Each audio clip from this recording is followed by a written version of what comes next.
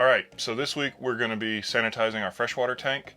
It's been a little bit since we've done it, and probably do anyways. Plus, we're going to be heading up into the panhandle of Florida for Christmas and New Year's. May get a little cold some nights, might have to rely on our freshwater tank, and might as well have it clean before we do that.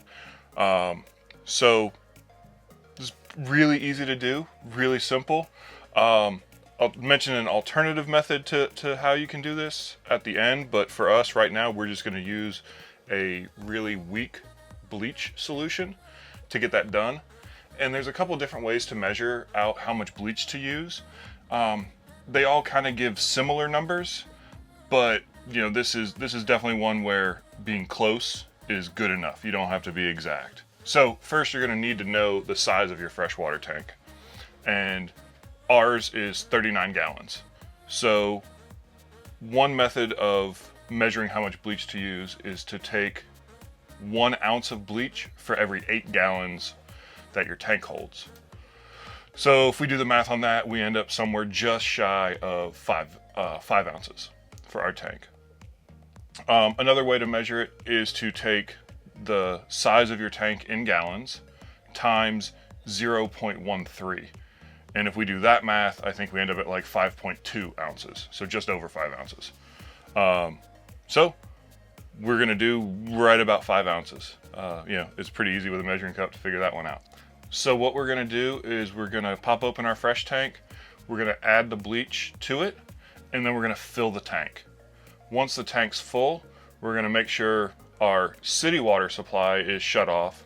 We're going to turn on our water pump, and we're going to go around to all of our sinks, any of our faucets, our shower. I'm not going to do the black tank, or I'm not going to do the toilet, because I don't want to run the bleach through the black tank, which is where it would ultimately end up if we filled the toilet with this. But basically what we're going to do is we're going to go to each of our faucets, we're going to turn them on, let the water cycle through until we smell that kind of bleach smell, so we know we've flushed the lines, and then we're going to shut it all off. We're going to let it sit for 4 hours, and after 4 hours we're going to drain the tank, we'll fill it and flush it, and then we're good to go. That's it. It's really not difficult, and don't freak out about the bleach. Yes, enough bleach in a high enough concentration can cause damage to like rubber seals and things like that, but this is such a small amount. Even municipalities lightly chlorinate their water for sanitation purposes, so nothing crazy going on here. So we're having a little bit of weather here. We're going to slip outside, get the bleach into the tank and get the tank filling, and then we'll come back and run it through the lines and everything when it's full. So we've got a little break in the weather, so we'll just go ahead and get this done while we've got no rain on us, and we'll get back inside and while this fills up. So I'm just going to take our bleach. I don't have a funnel, at least I don't have a funnel that I would use for things that I would eat.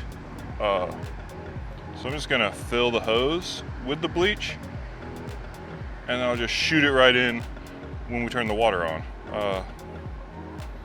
It's one way to do this if you don't have a funnel, or a good way to not spill it all down the side of the trailer like I don't want to do.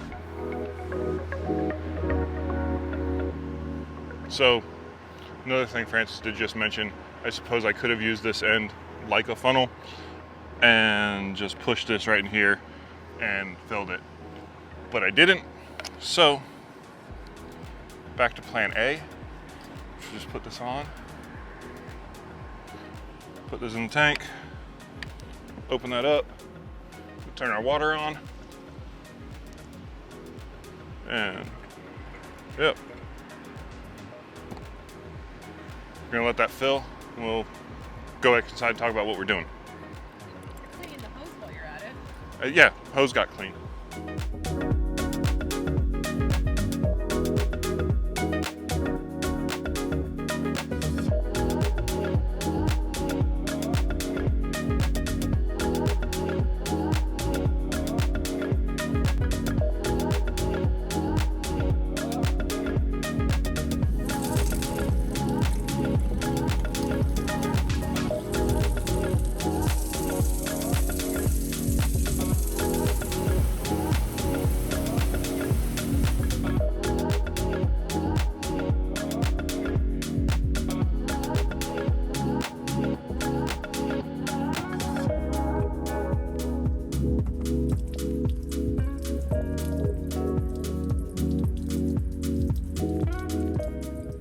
All right, so that's it. Not hard, and definitely helps keep your tanks, you know, kind of fresh and clean. You know, every 6 months, give or take. I mean, if you start to get funky odors, definitely do it sooner. Dude, Rhett, what are you doing, man? If you end up with some questionable water, you know, maybe do it a little sooner. Otherwise, I mean, that's it. If you like this type of content, go ahead, give us a like and subscribe. It helps us out. Otherwise, you know, we'll see you down the road. So one thing to mention, you know, I did say bleach can be a little corrosive. Also stated that there's another method that you can use, and that's one of the considerations, especially if you have a hot water heater with a steel tank, and maybe you don't feel like filling that with bleach and letting that sit in a steel tank. You can use vinegar. You can use vinegar to do the entire sanitation, or you can use it just for your hot water heater. And if you were to opt for that method, you'd essentially just go ahead and follow your manufacturer's instructions to bypass your hot water heater, just like if you were winterizing your trailer and you were gonna, you know, run antifreeze through the system. So you'd block it off, and you'd go ahead and you'd add a vinegar mixture into the tank of your hot water heater and let that sit. And I'll post some details about that with more of the times and vinegar concentration that you'd want to use. But again, that works great. It also helps to just descale the inside of your water heater, which is never a bad thing.